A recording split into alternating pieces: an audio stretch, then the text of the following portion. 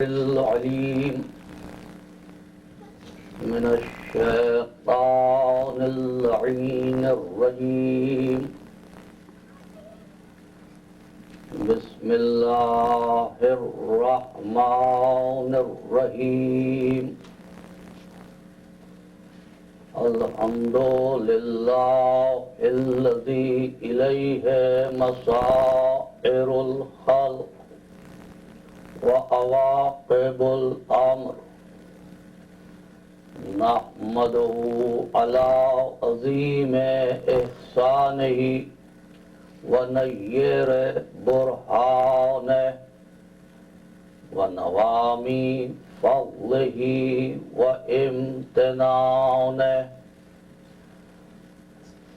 حمدا يكون لحقه قضاء ولشكره أداء، وإلى ثوابه مقربا ولحسن مزيده موجبا. لم يولد سبحانه فيكون في العز مشاركة، ولم يلد فيكون مورثا هالكا. لم يتقدمه وقت ولا زمان، ولم يتعاوره زيادة ولا نقصان، جلت عظمته. والصلاة والسلام على سيد أصل ما في الوجود، سر الله في كل موجود، نقطة دائرة الوجود، صاحب اللواء الحمد والمقام المحمود، أبي القاسم محمد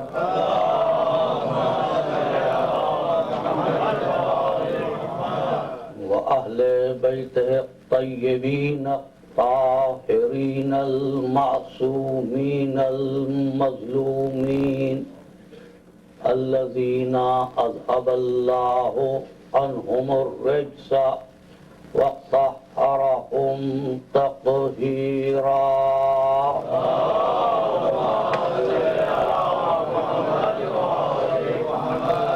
أما بعد، فقد قال الله تبارك وتعالى في محكم كتابه المبين وهو أصدق الصادقين. بسم الله الرحمن الرحيم. ليس البر أن تولوا وجوهكم قبل المشرق والمغرب، ولكن البر من آمن بالله واليوم الآخر والملائكة والكتاب والنبيين، وآتى المال على حبه ذوي القربى واليتامى والمساكين وابن السبيل والسائلين وفي الرقاب،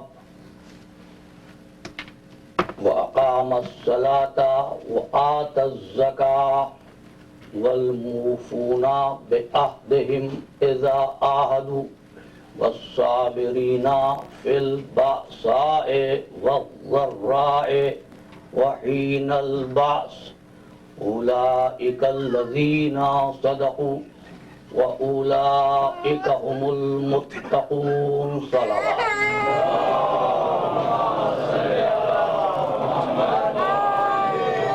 محمد والے محمد بلندر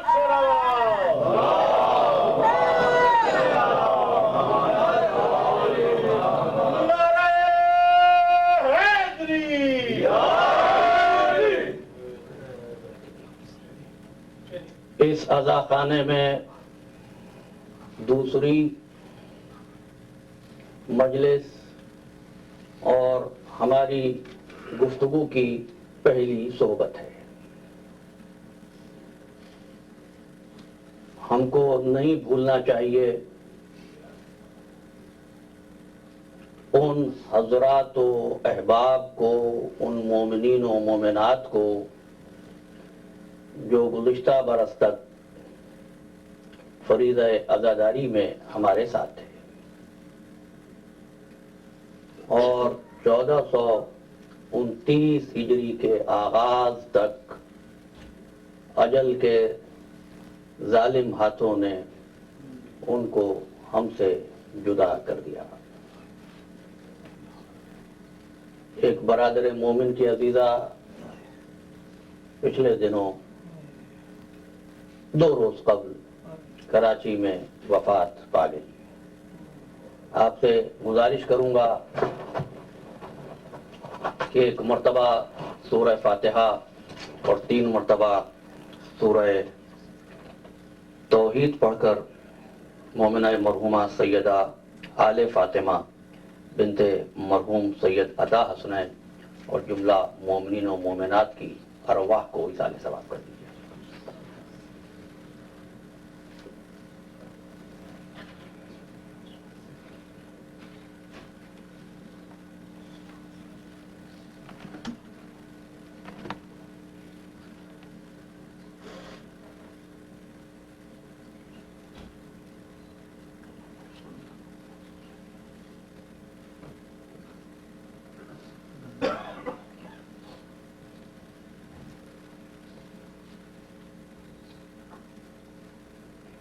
برائے خوشنودی امام زمانہ بلندر صلوات۔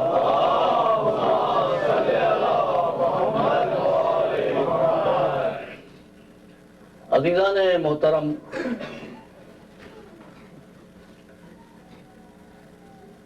عشرہ اعضاء کی ان مجالس میں ہمیشہ ہم گفتگو کے لیے ایک عنوان کا انتخاب کرتے ہیں اور کسی بھی خطیب کے لیے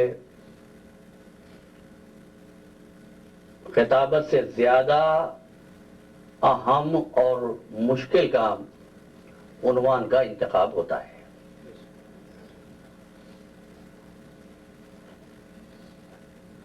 چودہ سو 29 ہجری کے عشرہ محرم سے مخاطب ہوتے ہوئے جن محرکات و عوامل نے مجھے اس سال کی گفتگو کے لیے ایک عنوان کے انتخاب پر آمادہ کیا، آج پہلی صحبت میں تمہیدی گفتگو میں چاہتا ہوں آپ تک پہنچا دوں۔ ہمارا تجزیہ یہ ہے کہ بیٹرمنٹ آف لائف کے لیے ترقی پذیر ممالک کے رہنے والوں نے مختلف ممالک میں امیگریشن کیا، ہجرت کی، ترک وطن کیا۔ کچھ احباب مڈل ایسٹ کے ممالک میں پہنچے اور کچھ نے مغرب کے ممالک کا رخ کیا۔ آپ نے ریاستہائے متحدہ امریکہ کا انتخاب کیا۔ محمد وآل محمد بلندر صلوات۔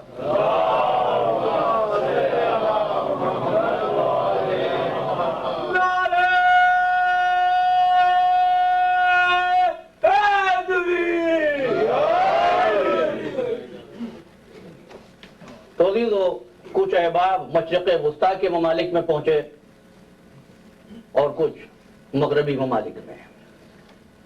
آپ اور ہم امریکہ میں،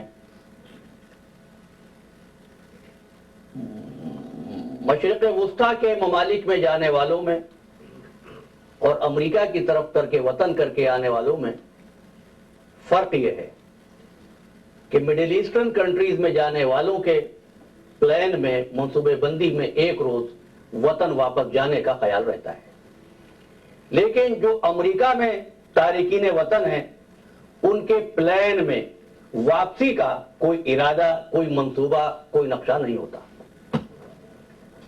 لہذا اس حقیقت نے ہمارے لیے یہ لمحہ فکریہ فراہم کیا کہ وہ ورثہ مودت اہل بیت جو اسلاف سے ہم کو ملا ہے، آیا ہم نے اس کو آنے والی نسل تک منتقل کرنے کا کوئی انتظام کیا ہے؟ کیا ہم اسی شد و مد کے ساتھ اس ورثے کو اپنے بچوں تک منتقل کر سکیں گے؟ یہ بہت بڑی اور بھاری اور اہم اور کٹھن ذمہ داری ہے جو اس ترک وطن کے ساتھ آپ کے اور ہمارے دوش پر عائد ہو جاتی ہے۔ آج کی گفتگو تمہیدی ہے، ہم تفصیلات میں بعد جائیں گے۔ دوسری اہم بات اس عنوان کے انتخاب کی یہ رہی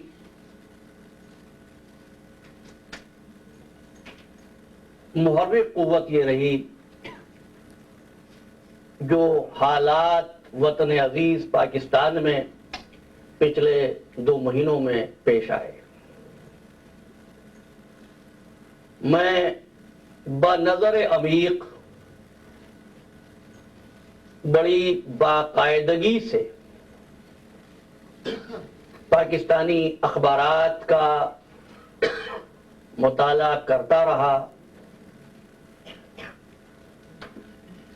دل خون ہوا،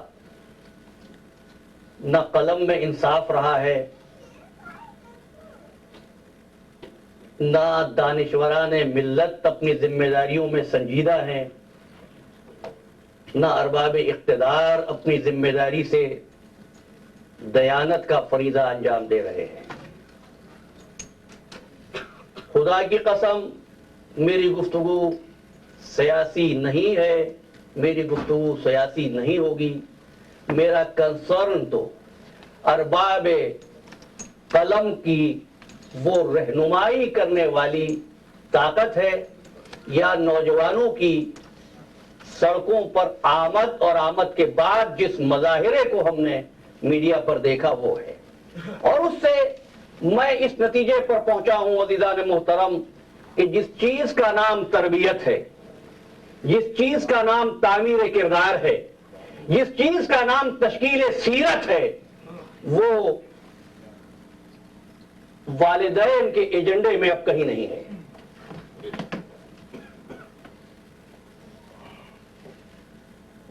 اور عزیزان محترم تیسرا عمل جو محرک بنا وہ واقعہ ہے جو چند روز پہلے لوئسویل کے علاقے میں پیش آیا کہ جہاں ایک مسلمان باپ کو اپنی عزیز ترین اولاد کو موت کے گھاٹ اتارنا پڑا۔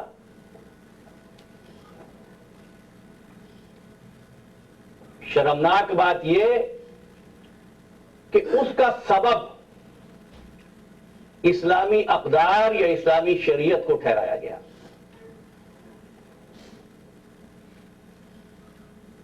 میڈیا نے جس انداز سے اپنے مفادات کو حاصل کرنے کی کوشش کی، یہ ہمارے لیے لمحہ فکریہ ہے۔ ہم بڑی تفصیل سے ان امور پر گفتگو کریں گے۔ میری گفتگو کا مقصد کسی پارٹی کی حمایت یا کسی ملک کی مخالفت نہیں ہے۔ میری گفتگو کا مقصد آپ کو متوجہ کرنا ہے کہ والدین کی حیثیت سے تربیت کے کون سی ذمہ داری ہے جو ہمارے دوش پر عائد ہوتی ہے اور ہم کو کس طور پر ادا کرنی چاہیے۔ ہم تفصیل سے گفتگو کریں گے۔ ایک جملہ کہہ کے آگے بڑھ رہا ہوں، دین اسلام کسی باپ کو اجازت نہیں دیتا کہ دینی اقدار کی احیاء کے لیے ان کے حقوق کو سلب کرے، لیکن اس امر کے ادراک کی دعوت ضرور دیتا ہے کہ اپنے بچوں کو یہ بتا دو کہ حقوق کیا ہیں جو اللہ نے تم کو دیے ہیں۔ اور اس کے بعد آخری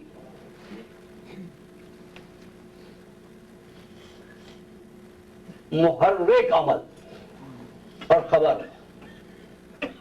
جو میرے لیے اس عنوان کے انتخاب کا سبب بنی، وہ آرٹیکلز ہیں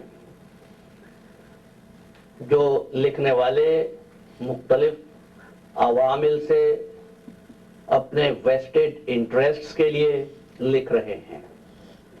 ہمیں اس امر سے کوئی دلچسپی نہیں ہے کہ کس سیاست دان کا کون جانشین ہے، کس کو جانشین ہونا چاہیے یا نہیں۔ اعتراض صرف اس امر پر ہے، المیہ فقط یہ ہے کہ اپنی سیاست میں ان مقدس ناموں کو ایکسپلائٹ نہ کرو۔ مضمون کا نام ہے تکبیر مسلسل، اخبار ہے روزنامہ جنگ، لکھنے والے کا نام ہے خورشید ندیم۔ وہ لکھتے ہیں کہ جانشینی کے مسئلے پر کیوں بحث کی جاتی ہے؟ سرکار ختمی مرتبہ محمد مصطفیٰ نے کوئی جانشین نہیں چھوڑا تھا۔ عزیزان محترم، شاید یہیں سے میں اپنے عنوان سے متصل ہو جاؤں۔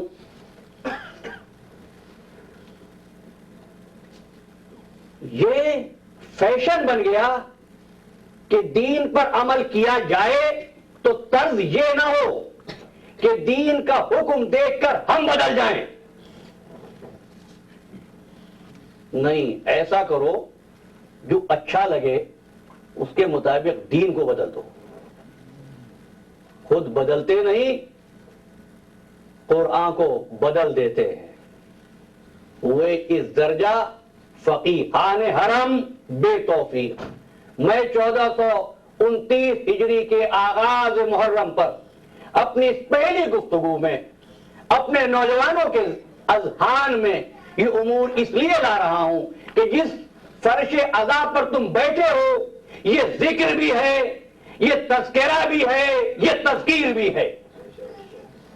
ذکر کوئی حقیقت یاد رہے، تذکرہ جو حقیقت یاد ہو، یاد دلائی جائے، تذکیر وہ حقیقت جو یاد رہی، وہ حقیقت جو یاد دلائی گئی، وہ زندگی میں تبدیلی پیدا کر دے، زندگی کے اسلوب کو بدل دے، عمل پر آمادہ کر دے۔ یہ فکر ہے جو ہمیں اس فرش عزا پر لاتی ہے، اور اس یقین کے ساتھ کہتا ہوں، اس فرش عزا پر جب تم آتے ہو، سید عالم صلوات اللہ علیہ کی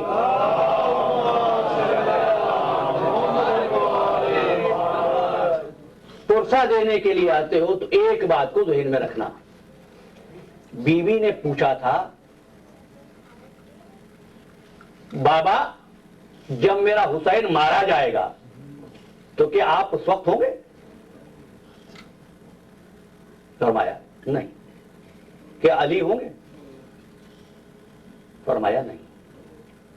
بابا کیا حسن مجتبی ہوں گے؟ فرمایا نہیں۔ بابا کیا میں اس وقت رہوں گی؟ کہا نہیں بیٹی، تو بھی اس وقت نہ ہوگی۔ تو ایک مرتبہ بیٹی نے تڑپ کے پوچھا، بابا پھر میرے لاڈ کی صفِ عزا کون بچھائے گا؟ فرمایا بیٹی ملال نہ کر، خداوند عالم نے وعدہ فرمایا ہے کہ وہ ایک ایسی قوم کو پیدا کرے گا جس کے جوان تیرے جوانوں کا ماتم کریں گے، جس کے بوڑھے تیرے بوڑھوں کو روئیں گے، جس کی عورتیں تیری عورتوں کا ماتم کریں گی، ان کی بیٹیاں تیری بیٹیوں کے صفِ عزا بچھائیں گی۔ بیٹی گھبرا نہیں، اطمینان رکھ۔ تو ایک مرتبہ سید عالم کہنے لگی، بابا اللہ کا یہ وعدہ ہے، میں بھی ایک وعدہ کرتی ہوں، اس وقت تک جنت میں نہ جاؤں گی جب تک کہ ایک ایک رونے والے کو میں جنت میں نہ داخل کروں۔ واقعہ آپ نے سن لیا، آپ کی آنکھیں پرنم ہو گئی۔ تو اب یہ نہ سوچنا کہ میرے پاس اعمال حسنہ میں ہے ہی کیا۔ عزیزو، سارے اعمال حسنہ ایک طرف، حسین کی محبت میں آنکھ سے نکلنے والا آنسو ایک طرف۔ اور یہ بات ایک حدیث کی روشنی میں کہہ رہا ہوں، سرکار ختمی مرتبت نے فرمایا جو کوئی عرفات کے میدان میں جائے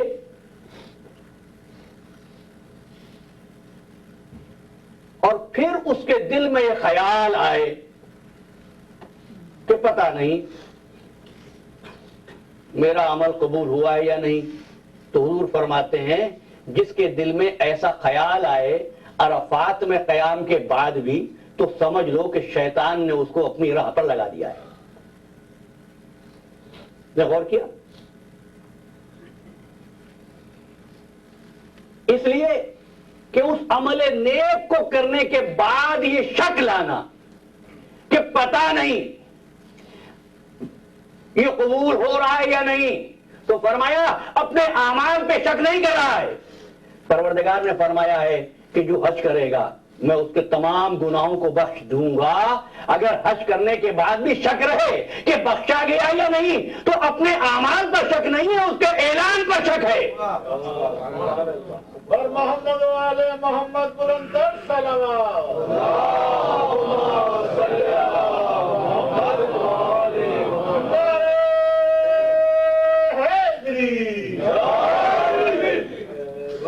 عزاداری کو سبق سمجھ لینا سید عالم کے وعدے پہ شک ہے، مجلس کی اہمیت کو کم کر دینا فاطمہ الزہرا کی دلاواری کا باعث ہے۔ اب جب یہاں تک بات پہنچی تو اب آپ سے عرض کروں، فیشن یہ ہے کہ دین کو استعمال کیا جائے to excuse our actions۔ ایک مثال دوں، ایک شرٹ مہنگی تھی، رنگ پسندیدہ تھا، ایک شرٹ سستی تھی۔ آپ بازار میں جاتے ہیں، زرد رنگ کی شرٹ پسند نہیں تھی لیکن اس لیے خرید لی کہ سستی ہے۔ اب جب پہن کے نکلے تو یہ نہیں کہہ رہے کہ اس لیے خریدی یہ سستی ہے، کہا آپ کو نہیں معلوم امام جعفر صادق علیہ السلام نے فرمایا ہے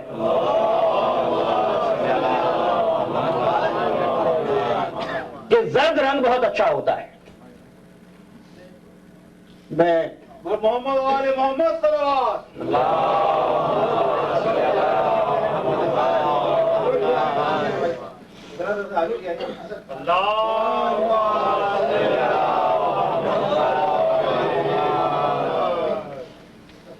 بارگی و بلندر صلوات۔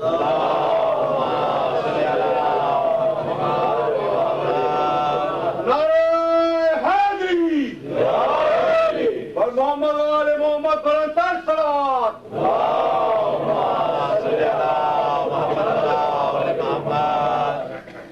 مثالیں دیتے ہوئے بہت محتاط رہنے کی کوشش کرتا ہوں، خیال خاطر احباب چاہیے ہر دم۔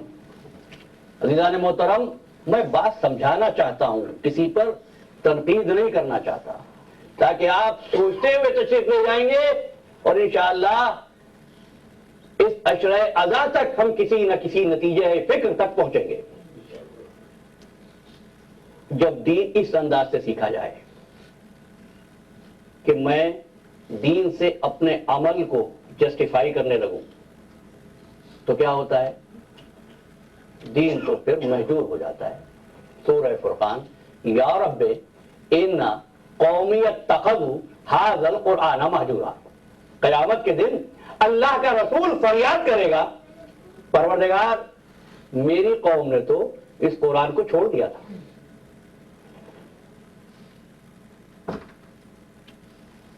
جب ہم نے کہا قرآن پر عمل کرو،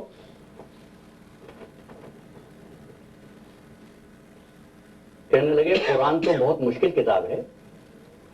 میں نے بارہا یہ امر عرض کیا ہے آپ کی خدمات عالیہ میں کہ پروردگار نے فرمایا تبیان لکل شیء، یہ کتاب تو امور کو کھول کھول کر بیان کرتی ہے۔ ہاں، بات صرف اتنی ہے، جس طرح ایک بیج ہر جگہ پر شجر نہیں بن جاتا، جب تک کہ اس مقام پہ نہ پہنچ جائے جہاں کے لیے قدرت نے اسے خلق کیا، یعنی زمین جب وہاں پہنچا اور ابر رحمت نے اس کی آبیاری کی، ہاتھ پہ رکھ کے پانی کے چھینٹے دیتے رہو، کوپل نہیں پھوٹتی، لیکن جب زمین میں جائے گا اور ابر رحمت کی آبیاری ہوگی تو پھر آپ دیکھیں گے کہ وہاں سے کوپل پھوٹے گی اور شجر بنے گا اور اتنا بڑا درخت بن جائے گا جس کے سائے میں بھولے بھٹکے مسافر کڑی دھوپ سے پناہ لیں گے۔ بس عزیزو، قرآن کو قدرت نے جن سینوں کے لیے خلق کیا ہے، جب ان سینوں میں قرآن کو آپ دیکھیں گے تو ہر لفظ ایک شاداب گلشن نظر آئے گا۔ اب ذکر و تذکرہ و تذکیر کے یہ امر جو میں نے آج کی خدمت میں عرض کیا، اگر آپ کو یاد رہے تو میں یہیں سے گفتگو کا آغاز کر رہا ہوں۔ عزیزان محترم، فرمایا سرکار ختمی مرتبت حضرت محمد مصطفیٰ صلی اللہ علیہ وسلم فرمایا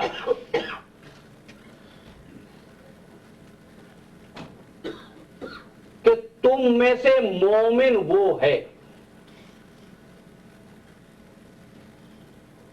تم میں سے مومن وہ ہے جس میں ایک صفت پروردگار کی ہو، ایک صفت رسول اللہ کی ہو،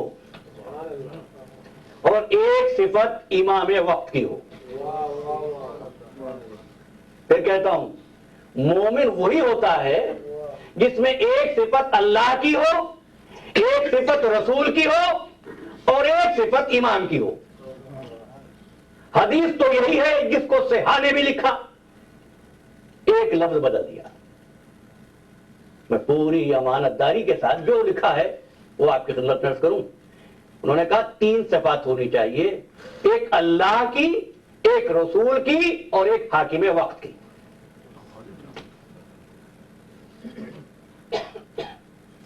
ظاہر ہے پہلی صفت کس کی ہے؟ اللہ کی۔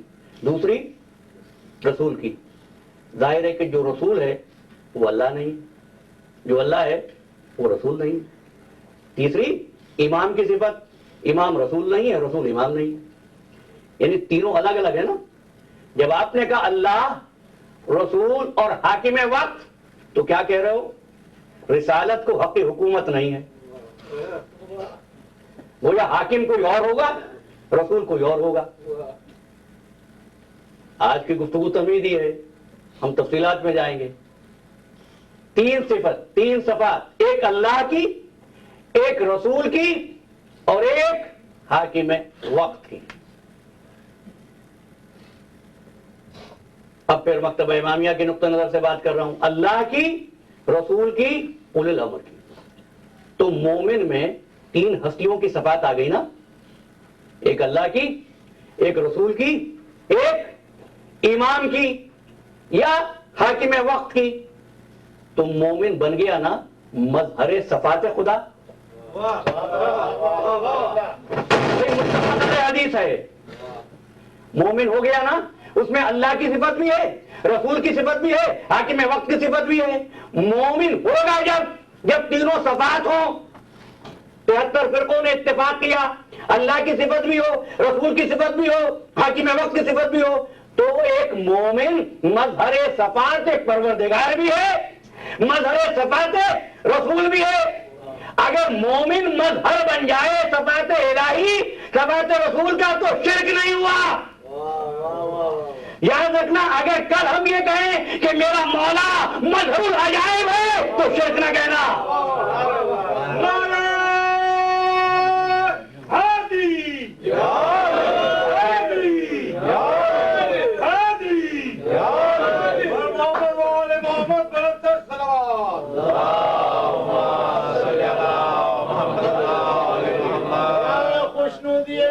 زمانہ بلند تر صلوات۔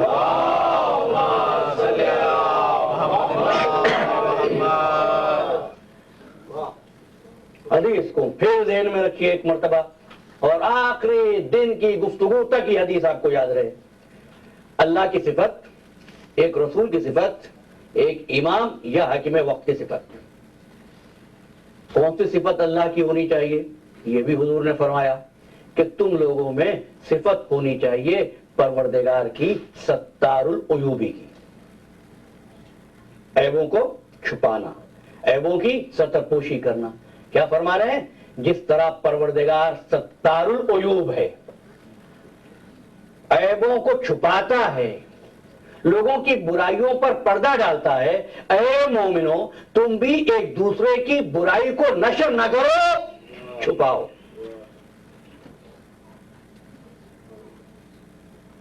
لیکن سارے دروازے بند نہ کر دو ورنہ حبس ہو جائے گا، گھٹن ہونے لگے گی۔ فرمایا ہاں اجازت ہے تمہیں اس صورت میں اگر کوئی کھلم کھلا گناہان کبیرہ کرتا ہو۔ مومن کے عیب کو چھپاؤ کیوں؟ اس لیے کہ مومن سے ایک مومن کا رشتہ اخوت ہے، لیکن جو برسر عام گناہان کبیرہ کرتا ہے، مثلا شراب پیتا ہے، مثلا نماز نہیں پڑھتا ہے، تو ایسی بات کو بیان کرنے میں کوئی حرج نہیں ہے، اس لیے بیان کر دو عزیزان محترم۔ فرماتے ہیں اس لیے کہ جو اس اللہ کا نہیں ہو سکا جس نے خلق کیا تھا وہ تمہارا بھائی کیسے ہوگا؟ میں بہت جلدی جلدی چاہتا ہوں کہ آج تمہید مکمل ہو جائے۔ اب دوسری صفت فرمایا تمہارے اندر رسول کی صفت ہونی چاہیے، اس صفت کا نام ہے حسن اخلاق۔ حضور کیوں آئے تھے؟ حضور پر قرآن کیوں آیا تھا؟ قولوا للناس حسنا، لوگوں سے اچھے انداز میں بات کرو۔ قولوا للناس حسنا، جب ملو ایک دوسرے سے تو سلام کرو، جب آ کے تم سے کوئی ملے مسکراؤ، مسکراہٹ بھی صدقہ ہے۔ جب کسی سے ملنے جاؤ تو اپنا دکھڑا رونے نہ بیٹھ جاؤ، ہو سکتا ہے تم سے زیادہ پریشان وہ ہو، تم اتنا موقع ہی نہیں دیتے کہ وہ درد دل تم سے بیان کرے۔ کیا ہے یہ؟ اخلاق ہے۔ پھر فرمایا انی بعثت لاتمم مکارم الاخلاق، میں تم لوگوں میں اخلاق کو مکمل کرنے کے لیے آیا ہوں۔ دین اسلام کیا ہے؟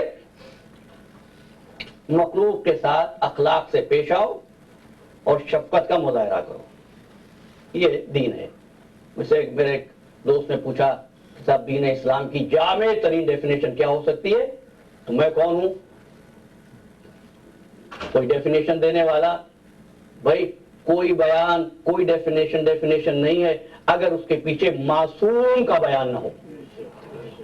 جب حضور جنگ میں تشریف لے جا رہے تھے تو کسی نے آگے بڑھ کے پوچھا یا رسول اللہ دین خدا کیا ہے، اس کو بیان کر دیجیے۔ تو آپ نے دو جملے فرمائے تھے، العبادۃ للہ والشفقۃ علی خلق اللہ۔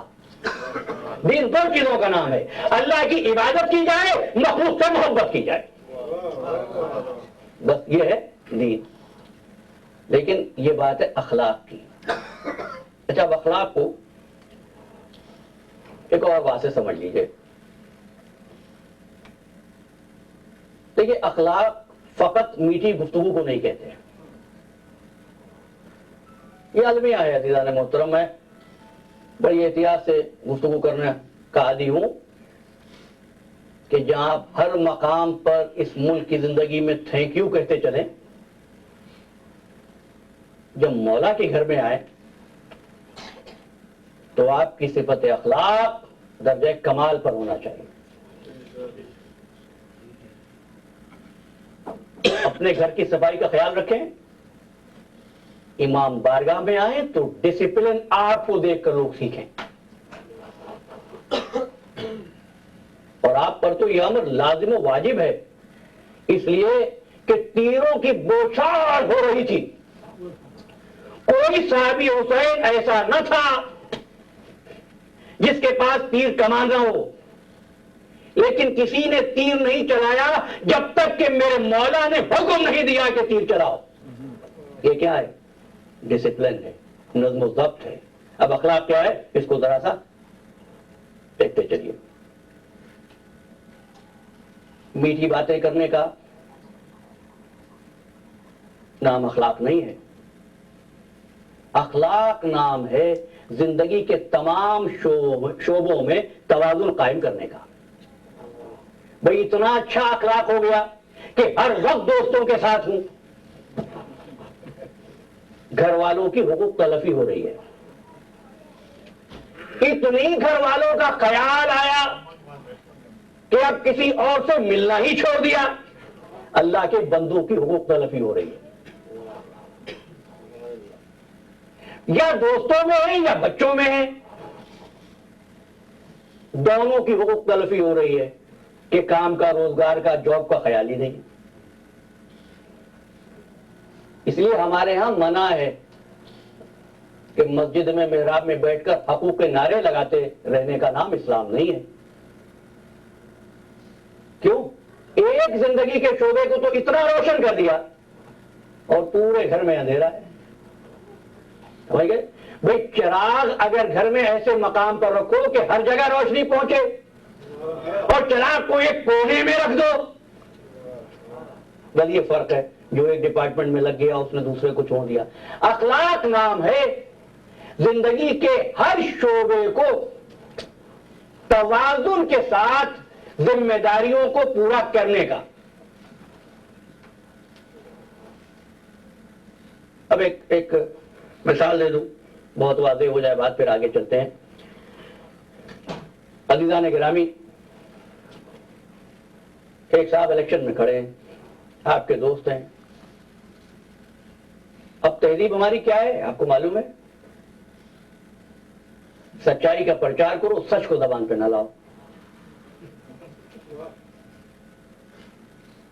مولانا ابوالکلام آزاد کا یہ جملہ مجھے بہت پسند ہے. انہوں نے کہا کہ سویلائزڈ سوسائٹی میں ہر دل عزیزی منافقت کا دوسرا نام ہے. سب خوش رہے. یاد رکھنا, کبھی صاحب حق سے سب کچھ نہیں ہوتے. تو میں کنٹروورشل ہو جاؤں گا.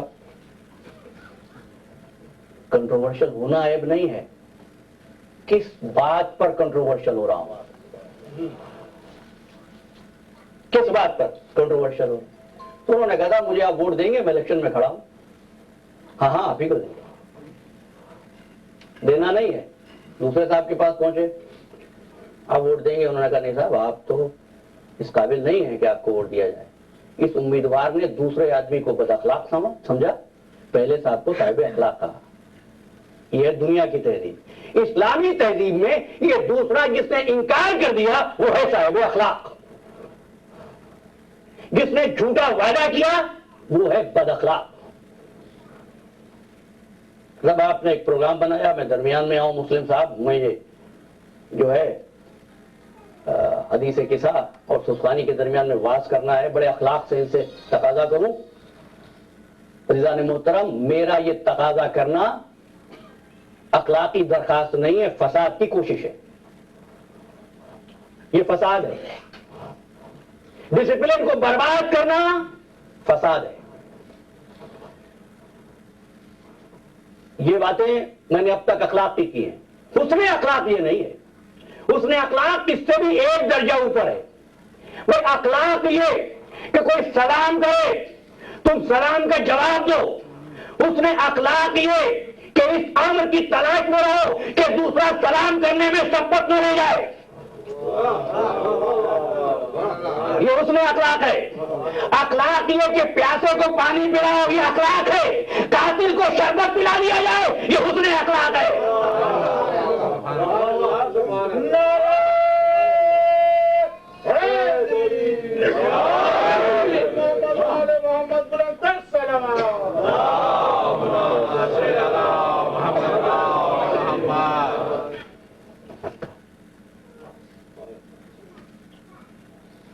صلوات.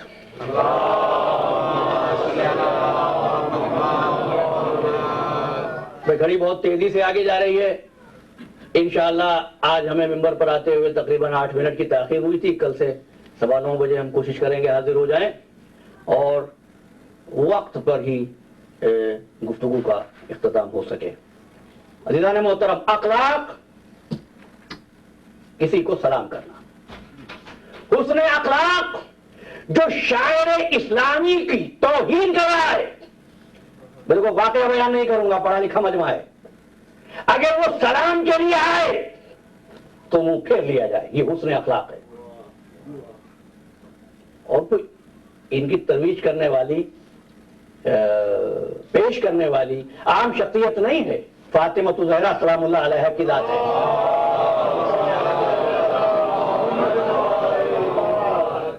میں ایک امر کی وضاحت کروں گا۔ ہم نے دو باتیں بیان کی، اللہ کی ستار العیوبی مومن کی زندگی ہو، رسول کا حسن اخلاق زندگی کا طریقہ ہو، تیسری بات صفت جو امام کی تم میں ہو، جو مومن میں ہو، وہ کیا ہے؟ فرمایا امام کی صفت صبر مومن کے ساتھ ہو، صفت صبر ساتھ ہو۔ اچھا، صبر کس چیز کے مقابلے پہ ہوتا ہے؟ ظلم کے مقابلے پہ۔ اب آ جائیے، وہی لفظ آتے ہیں، تیسری قوت حاکم وقت یا بادشاہ وقت۔ اچھا، تاریخ پڑھ کے بتانا سب سے زیادہ ظلم کہاں سے ہوا ہے؟ جو ظلم کی ریسورس ہے، جو ظلم کا منبع ہے، اس کی صفت عوام میں دیکھنا چاہتے ہو؟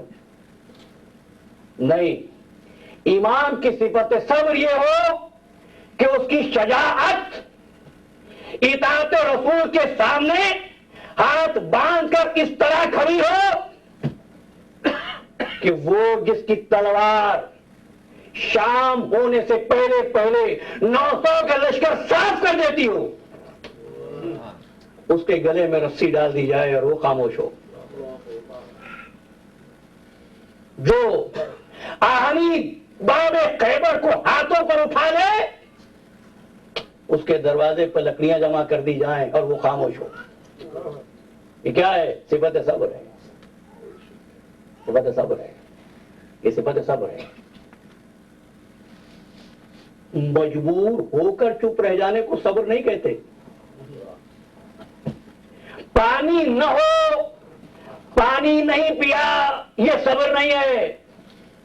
صبر یہ ہے 3 دن کا پیاسا ہو، فرات کا گھاٹ ہو،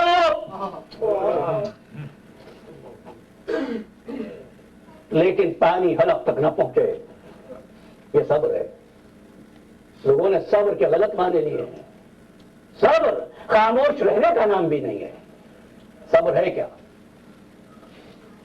تو سنتے چلیے، کچھ امور میں کل کی گفتگو میں عرض کر دوں گا جو تبھی سے رہ گئے۔ کہا گیا صبر کے معنی خاموش رہو، کوئی مر جائے تو رونا بھی نہیں، آنکھ سے آنسو نہ نکلے، صبر کی توہین ہے۔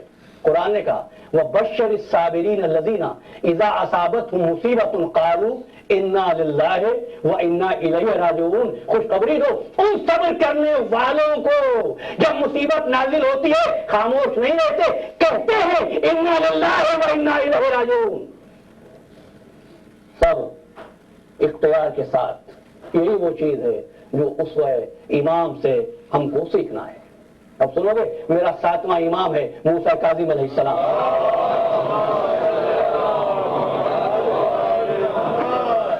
قید میں ہے، داروغہ زندہ آتا ہے، مولا مجھے بہت غصہ آتا ہے، آپ پر اس قدر ظلم ہو رہا ہے، آپ نمازی ہیں، آپ نیک ہیں، آپ ذریت رسول ہیں، مگر آپ کو کیسا مجبور کر دیا ہے، آپ کو کیسا قید خانے میں بند کر کے رکھا ہے۔ ایک مرتبہ سر کو اٹھایا، کیا کہا؟ ہم کو مجبور کر دیا ہے۔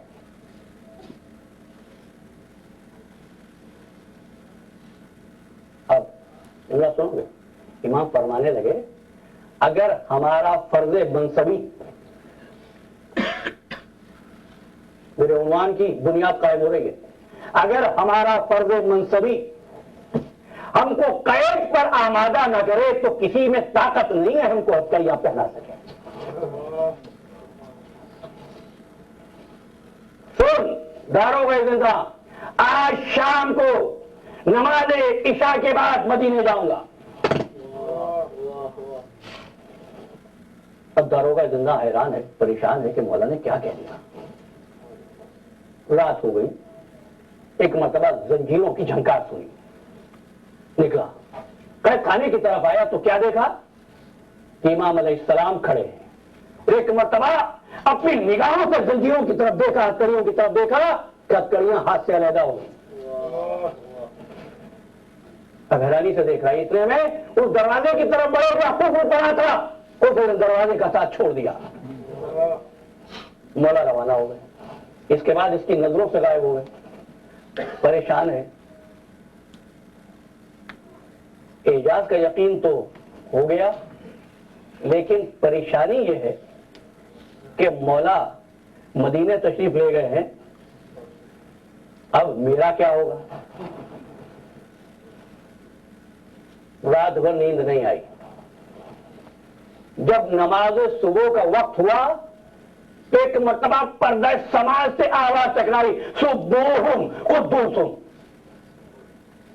قید خانے کی طرف آیا، کیا دیکھتا ہے؟ کفر بھی اسی طرح لگا ہے، امام بھی اسی طرح کر رہے، مسلح عبادت ہے، صبحہم قدوسہم کے نعرے ہیں۔ آپ سمجھے امام کے فلسفہ مصیبت کو؟ آپ صبر، اس قوت کے ہوتے ہوئے اس قوت کا استعمال نہ کرنا۔ اور یہ کب ہوتا ہے عزیزان محترم؟ جب انسان کو، میرے شب جمعہ کے دروس کا عنوان تھا اور عرض کر رہا ہوں، ہوتا کب ہے؟ جب قربت خداوندی معیار اتحاد بن جائے۔ دیکھو جملہ دے رہا ہوں، قرب خداوندی معیار اتحاد بن جائے۔ آپ سمجھے بھائی؟ لوگ چاہتے ہیں برابری کریں، سب برابر تو نہیں ہو سکتے نا بھائی۔ جاہل و عالم کو برابر کر دو، جاہل شاید چاہے عالم کے برابر ہونا، عالم نہیں چاہتا جاہل کے برابر ہو جائے۔ غریب کو امیر کے برابر کر دو، غریب چاہتا ہے امیر کے برابر ہو جائے، امیر نہیں چاہتا غریب میرے برابر آئے، کہ میں غریب کے برابر جاؤں۔ تو طریقہ کیا ہو؟ طریقہ کیا ہو بھائی؟ کس چیز نے تقسیم کیا انسانیت کو؟ دولت نے، افرادی قوت نے، اثر و رسوخ نے۔ اثر و رسوخ سب کے پاس ایک جیسا نہیں ہے، دولت سب کے پاس ایک جیسی نہیں ہے، علم سب کے پاس ایک جیسا نہیں ہے۔ انسانیت تو تقسیم ہوتی چلی جائے گی نا۔ اب اس کو کیسے یکجا کرو گے، کیسے متحد کرو گے، کیسے اس پھیلی ہوئی انسانی آبادی کو تم ایک خاندان بناؤ گے؟ ہمارے عنوان کا پہلا حصہ انسانیت۔ اس کو کیسے تم بناؤ گے ایک خاندان؟ دنیا کو کیسے بناؤ گے ایک مکان؟ آواز دی، انا اکرمکم عند اللہ اتقاکم۔ بھائی غریب بھی اللہ کے قریب ہو جائے، امیر بھی اللہ کے قریب ہو جائے، صاحب علم بھی اللہ کے قریب ہو جائے، صاحب فقر بھی اللہ کے قریب ہو جائے، ابو ذر بھی وہی ہو، سلمان بھی وہی ہو، مالک اشتر بھی وہی ہو۔ سمجھے؟ قرب خداوندی ان سب کو جمع کر دیتا ہے۔ تو اسی چیز کا نام ہے اسلام، جو انسان کو جملہ کہتا ہوں، انسان کو سنی نہ بنائے، شیعہ نہ بنائے، دیوبندی نہ بنائے، بریلوی نہ بنائے، یہودی نہ بنائے، عیسائی نہ بنائے، نصرانی نہ بنائے، مجوسی نہ بنائے، نہیں، وہ اس بشر کو انسان بنائے۔ اسلام نام ہے جو بشر کو انسان بنائے، انسان کو مسلمان بنائے، مسلمان کو سلمان بنائے، سلمان کو صاحب ایمان بنائے۔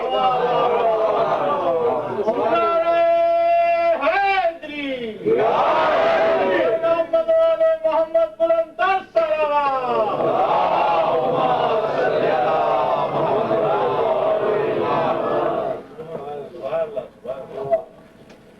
انسانیت قریب ہوگی صفت صبر پر، صفت صبر ملے گی صدقے سے امامت کے یا رسالت کے، اور جب ہو جائے گا تو کون سی دولت حاصل ہوگی؟ اطمینان کی دولت۔ آج کی دنیا کا سب سے بڑا مسئلہ کیا ہے؟ اطمینان نہیں ہے۔ جاب کر رہے ہیں پریشان ہیں، ترقی کر رہے ہیں رات کو نیند نہیں آتی۔ کہتے ہیں دنیا نے بڑی ترقی کی ہے، سیڈیٹو ٹرینکولائزرز کس دور میں زیادہ استعمال ہوتے ہیں؟ پچھلے دور میں یا آج کے دور میں؟ کیا ہے وہ؟ سکون کیوں نہیں ہے؟ اطمینان کیوں نہیں ہے؟ بھائی سب سے قریب ہو رہے، اس سے دور رہے جس کے قریب ہو رہا تھا۔ یہ ہے المیہ۔ اس کے قریب ہوتے تو کیا ملتا؟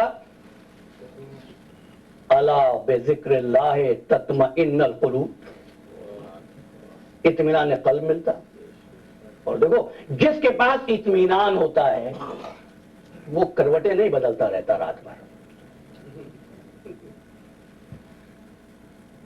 जिसके पास इत्मीनान नहीं होता है उस पर मुसीबत आ जाती है, खुद सोचता है 2 दिन 3 दिन समझ में नहीं आया। अपने चाहने वालों से, अपने मुखलिस दोस्तों से, अपने हमदर्दों से मशवरा करता है। उससे भी अगर मसला हल ना हो तो तीसरी बात यहां तक पहुंचती है कि नींद उड़ जाती है। ये किसका मामला है? जिसके पास इत्मीनान नहीं है। लेकिन जिसके पास इत्मीनान होता है उसकी शान ये होती है कि मुसीबत आती है, सोचने का वक्त नहीं लेता तो सोच कर बताऊंगा, मुझे सोचने के लिए कुछ वक्त दो, नहीं।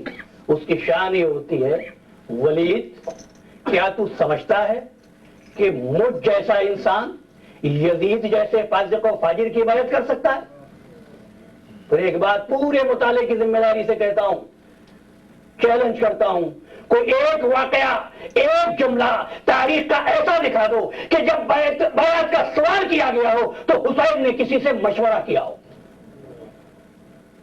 मशवरा वो करे जिसको अपने मौक़िफ़ में शक हो, लेकिन जो मुतमईन है वो मशवरा नहीं करता। नहीं, अगर कोई रज़ाकाराना तौर पर हमदर्दी करता हुआ आगे आया है तो ये नहीं कहा कि आप ही बताइए मुझे क्या करना चाहिए। हुसैन इब्न अली का मुतमईन रहना सवाल बैत पर और इत्मीनान से इनकार बैत कर देना इस अम्र की दलील है कि फकत हुसैन इस काबिल है कि हुसैन की इताअत की जाए। लोगों ने अजीब मबाइस कायम किए हैं। तकदीर में लिख दिया गया था, एक जुमले की इस्लाह कर लेना। तकदीर में लिखा गया था इसलिए हुसैन ने सफर किया, नहीं। हुसैन चूंकि सफर पर आमादा थे इसलिए तकदीर में आ गया। याद रखना, मालूम ताबे इल्म नहीं होता, इल्म ताबे मालूम होता है। आप देख रहे हैं आदमी जा रहा है, सामने से तेज रफ्तार कार आ रही है, आपको मालूम है अब ये कार आएगी इसको कुचल देगी, आपको इल्म हो रहा है मालूम का जो आप देख रहे हैं, लेकिन आपका इल्म इस हादसे का सबब नहीं है। ये हादसा हुआ है इसलिए आपके इल्म में आया है। ये नहीं कहना अल्लाह ने लिखा था इसलिए हुसैन शहीद हो गए। हुसैन शहादत में आमादा हुए तो उसने लिख दिया। ये सब है हुसैन का। इसीलिए अब याद रखना, जब इब्राहिम ने इस्माइल को बुलाया कहा बेटे इन्हीं अरा फिल मनाम अन्नी अज़बहु का, बेटे मैंने ख्वाब में देखा मैं तुझको ज़बह कर रहा हूं। खाला या बाती फरमा तुमर, बाबा कर गुजरो वो जिसका हुक्म दिया गया। तजदुनी इंशाअल्लाह मिन अस्साबिरीन, आप मुझे सब्र करने वालों में से पाएंगे। आप मुझे सब्र करने वाला पाएंगे? नहीं, सब्र करने वालों में से पाएंगे। क्या कहा? इफ़अल मा तुमर, कर दो बाबा जिसका हुक्म दिया गया। हुसैन ने क्या कहा था याद है? जब नाना की कब्र पर आए कहने लगे अल्लाहुम्मा इन्ना हाज़ा कब्र नबी का वो अनब नबी का, परवरदिगार ये तेरे नबी की कब्र है, मैं तेरे नबी की बेटी का बेटा हूं। जुमला क्या है? कद हज़रा, फरमाते हैं कद हज़रा मिनल अम्र मा कद अलिमता, परवरदिगार तू जानता है जो कुछ मुझ पर मुसीबत नाजिल होने वाली है, तू जानता है। हुसैन ने इल्म की बात की, इस्माइल ने अमर की बात की थी। अमर में मामूर मजबूर हो जाता है, इल्म के साथ हुसैन अपने इख्तियार से करबला की तरफ बढ़ता है। बस यही वजह थी कि कुरान ने किसी को नफ्स मुतमइन्ना नहीं कहा मगर मेरे मजलूम हुसैन को। या अय्यतुहन नफ्सुल मुतमइन्ना, ऐ वो नफ्स जो इत्मीनान से पुर था। बस करबला का वाकया इत्मीनान और सब्र का वाकया है। करबला वालों की दास्तान नज़्म व ज़ब्त के सीखने का दर्स है। करबला का वाकया इस्लाम के बीमार जिस्म को शिफा देने का तरीका है। करबला आज मुहर्रम की दूसरी थी। तुमको मालूम है ये मुहर्रम की दूसरी तारीख ही थी जिस दिन मेरा मौला जमीन करबला पर पहुंचा है। असर का वक्त था जब हुसैन का घोड़ा चलते चलते रुक गया। मुसनफ की रवायत है मौला ने 7 घोड़े बदले, कोई घोड़ा आगे चलने पर तैयार नहीं हुआ। लोग इस वाक़े को सुनकर कह देते हैं आप भी अकीदत में अजीब बातें करते हैं, भला घोड़ा भी समझ सकता है ये क़याम की जगह है। मैं क्या कहूं, जो समझ ही ना सके कि ये हुसैन वो नवासा है, फकत ये नाना से नहीं है, नाना इससे है। हुसैन मिन्नी वो आना मिनल हुसैन। याद है जब आकाए दो जहां मदीने पहुंचे थे, हर साहबी चाहता था कि रसूलुल्लाह हमारे घर पर कयाम करें। क्या फरमाया था हुजूर ने, जहां मेरा नाका रुकेगा वहीं पर मैं कयाम करूंगा। अगर रसूल का नाका रसूल की मंजिल को पहचान सकता है तो राकिब तौर से रसूल का घोड़ा मंजिल हुसैन को क्यों नहीं पहचान सकता। घोड़ा रुका, घोड़े बदले गए, घोड़ा आगे ना बढ़ा। फरमाया करीब के रहने वालों को बुला लो। करीब के रहने वाले आ गए। बनु असद इस जमीन का क्या नाम है? मौला इसे गाजरिया कहते हैं। का और कोई नाम है? मौला मारिया भी कहते हैं। और भी कोई नाम है? मौला इसे नैनवा भी कहते हैं। कोई और नाम भी है? मौला इसे शत्ते फरात भी कहते हैं। फरमाने लगे तुम कोई नाम भूल तो नहीं रहे? मेरा दिल चाहता है आगे बढ़ूं और बनु असद के लोगों बस कहना और कोई नाम नहीं है, लेकिन एक पुकारने वाला पुकार उठा, आका इसे करबला भी कहते हैं। फरमाया वक़फ़ वाला तरल, रुक जाओ, बैठ जाओ, आगे न बढ़ो, आगे हमारी मंजिल। सवारियां रुक गई, बीवियां और बच्चे मेमनों से उतरने लगे। बनु असद हम इस जमीन को खरीदना चाहते हैं। कमला जमीन भी आपकी, हम भी आपके गुलाम, लेकिन हमने अपने बुजुर्गों से सुना है जब भी कोई नेक बंदा इस जमीन पर कयाम पजीर हुआ है किसी न किसी मुसीबत में जरूर मुब्तला हुआ। आका इस जमीन पर कयाम न करें। फरमाया जब तो ये जमीन पैदा हुई है मेरे लिए पैदा हुई है, मैं इस जमीन के लिए पैदा हुआ। सुनो बनु असद, हम यहाँ रहने के लिए नहीं आए, हम यहाँ मार दिए जाने के लिए आए, हम यहाँ कत्ल हो जाएंगे। जमीन खरीदने के बाद फरमाने लगे बनु असद के लोगों हम कत्ल कर दिए जाएंगे, तुमसे सिर्फ इतना कहना है जब हम कत्ल कर दिए जाएं तो आकर हमारी लाशों को दफन कर देना। फिर बनु असद की औरतों को बुलाया, ज़नाने असद अगर तुम्हारे मर्द मसरूफियात जमाना में भूल जाए तो तुम ही इनको याद दिला देना। मौला को कितना ख्याल था अपनी तस्वीर का। अब बनु असद के बच्चों को बुलाया और कहा बच्चों हो सकता है तुम्हारे बड़ों को याद न रहे, अगर बड़े भूल जाए तो किसी वक्त तुम ही ऐसा करना, शाम को खेलते हुए इस तरफ आ जाना और ये खेल खेलना, मुट्ठी भर मट्टी उठाना, हमारी लाशों पर डालते जाना। काफिला रुक गया करबला में, काफिला ठहर गया करबला में। अली की बेटी ने जमीन करबला पर कदम रखा, जैसे ही बीबी ने कदम रखा एक जर्द घोड़ा और चौदावी के हो गए। सुनेंगे ये गुलाम कहां तक पहुंचा, फकत जैनब के गेसुओं तक नहीं रहा, ये जैनब के गेसुओं को آلودہ کرتے ہوئے مدینے تک پہنچا. جب کسی نے کربلا کے واقعے کے بعد رسول اللہ کو خواب میں دیکھا تو اسی خواب سے آلودہ دیکھا. علامہ جعفر شستری کا بیان ہے کہ حسین اہل حرم میں آئے. اہل حرم میں آ کر حسین نے ایک مجلس پڑھی. سنو گے مولا کی مجلس، مولا ہی کی زبان میں سنو. فرمانے لگے، ہاں